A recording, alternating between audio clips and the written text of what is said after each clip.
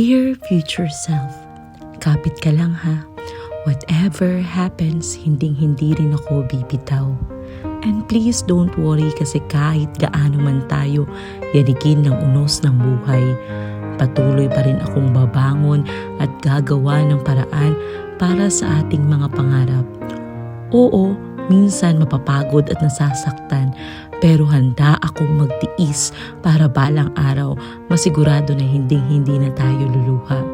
Patuloy akong lalaban at gagawa ng maraming paraan para ma-improve pa ang ating sarili at mas malinang pa ang ating mga skills at talento para magamit natin itong sandata at instrumento sa paggawa ng mga makabuluhang bagay na makatutulong sa atin at gayon din sa iba. Sisiguraduhin ko din balang araw makikita na kitang lubos na masaya at di na malulumbay pa.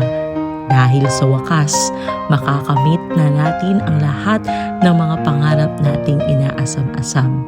Kaya kapit lang, kapag tayo ay nagtagpo sa hinaharap, sabay nating tanawin ang bukas na may ngiti at punong-puno ng kagalakan at pasasalamat.